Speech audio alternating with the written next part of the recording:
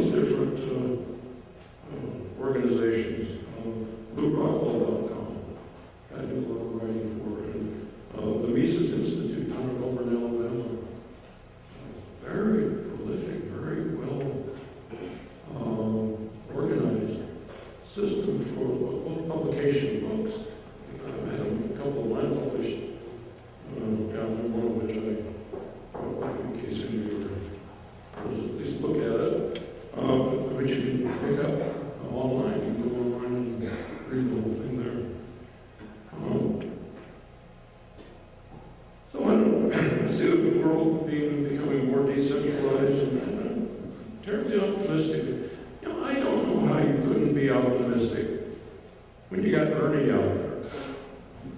You know,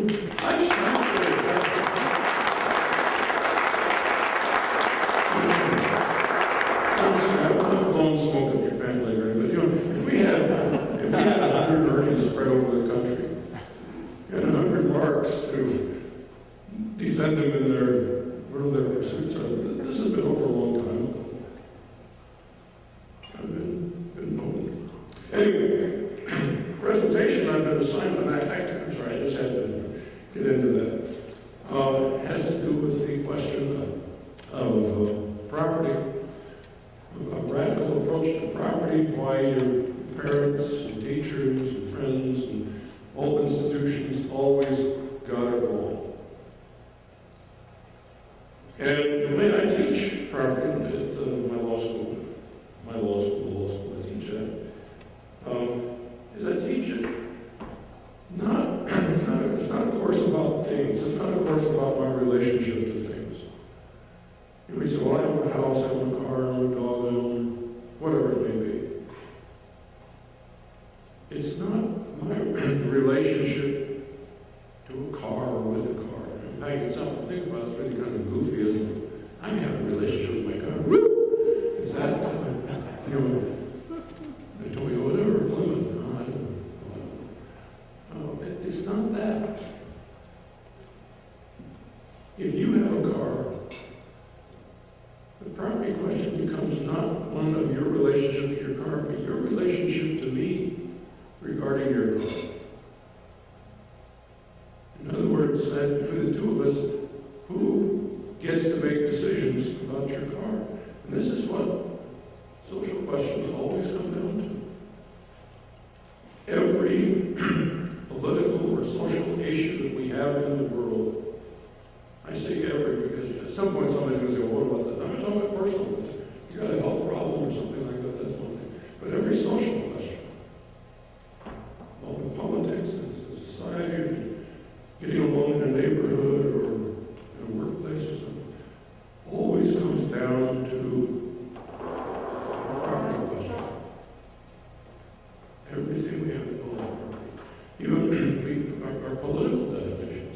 Political systems are all defined at core by property considerations. Communist system, you know, well, the state's going to own everything.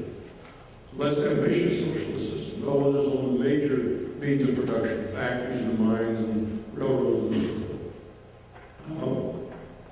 Fascism, as Bill correctly pointed out, fascism is one in which property, title of property is owned privately.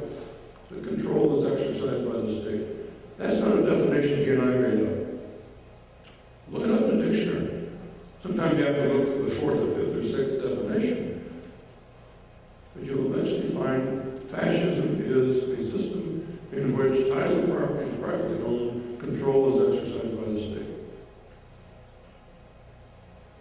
And an anarchistic system basically is one where property is owned and controlled by individuals. There's no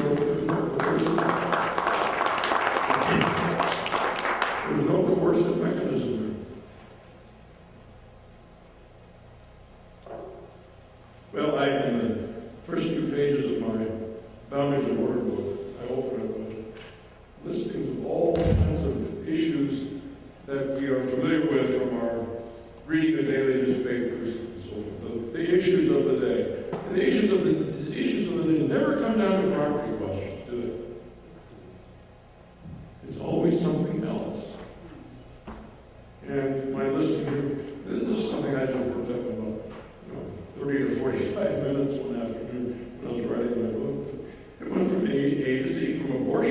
zoning, and everything in between. These are all property questions.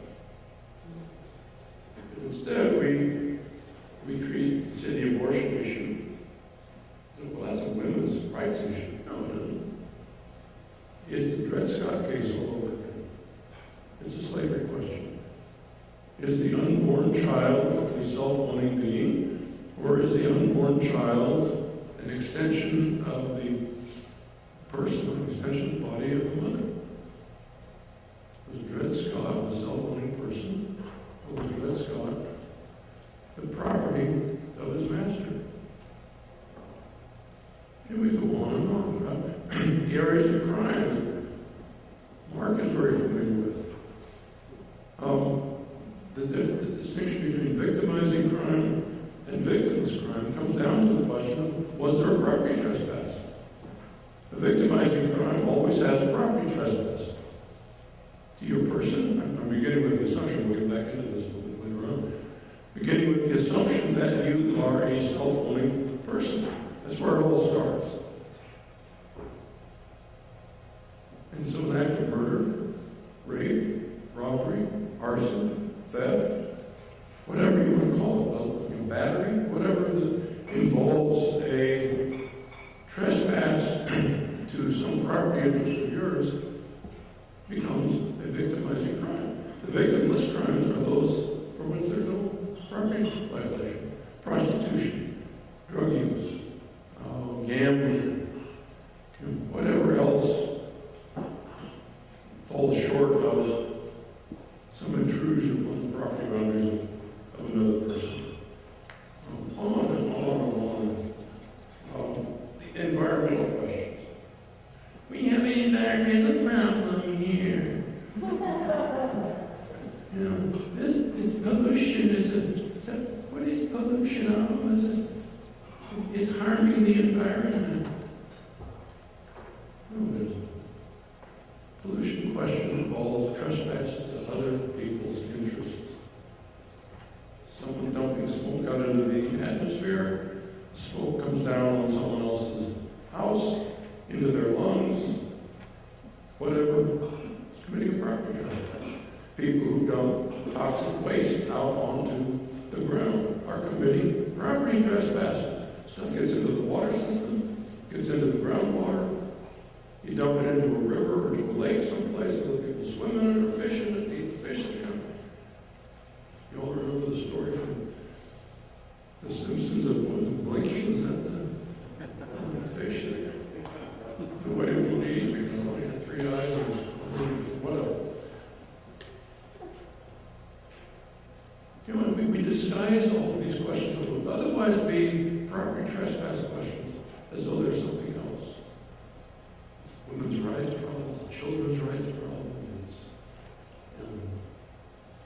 matter of discrimination. Oh, it's a hate crime. Now what do we mean by hate? It's a hate crime. I hate you. Stu, I hate you. Send it to prison. Where's the victimization and where's the counter to that property trespass? And people babble this stuff as though they're saying something profound. Well, anyway.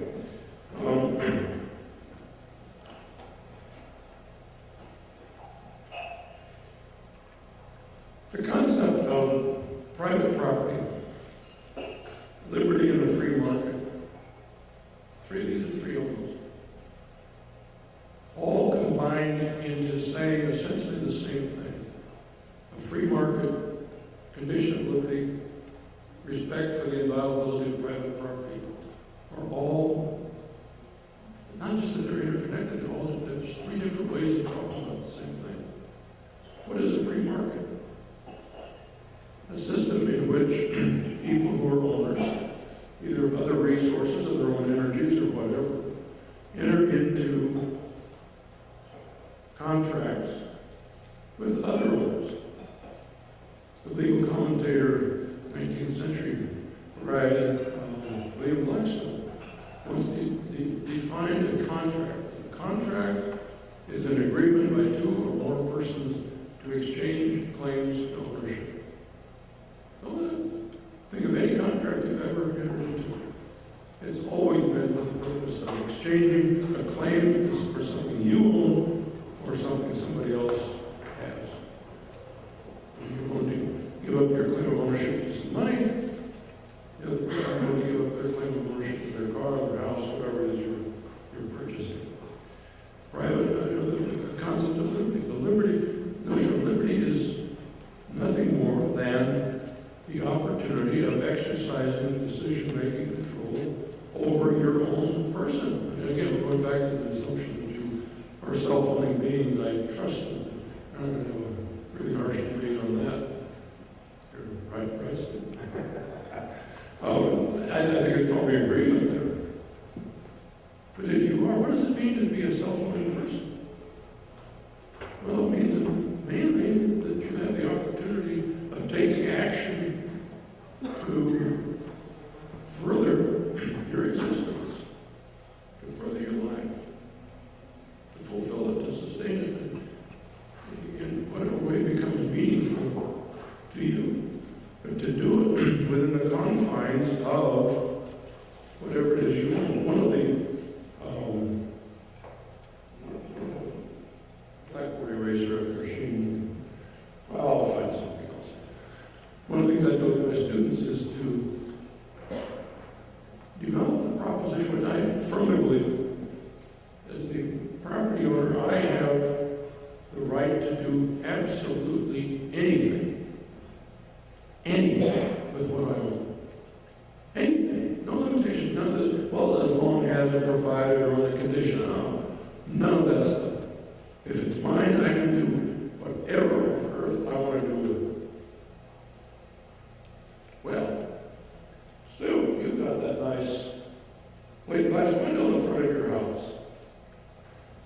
I would like to take my brick, it's now a brick, and throw it through Stu's plate glass window.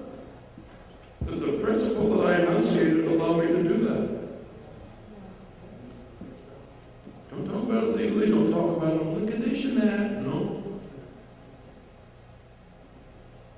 Yes. What? No.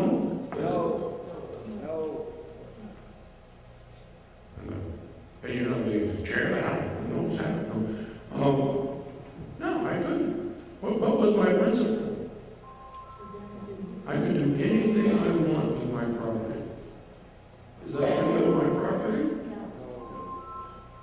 Is Santa Claus coming to town, or is this?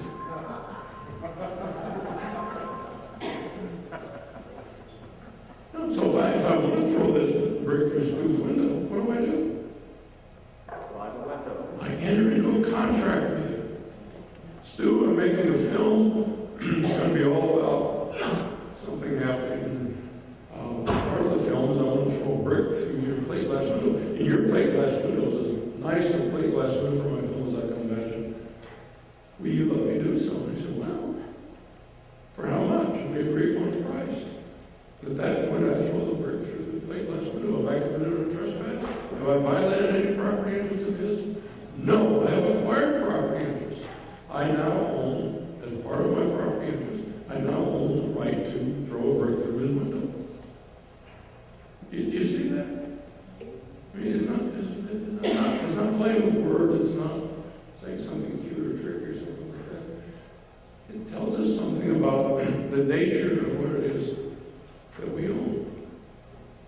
And to get into this, you have to start figuring out, well, what do we mean by it? What do we mean by property? What are the elements of property? Well, when I was working with Bob LaFave out at the Freedom School in Colorado, it was sometime shortly after the Great Flood. One of the things that Bob had developed, and really kind of helped me flesh out some of my own thinking on this, was that the basic elements of property are what he called boundary, claim,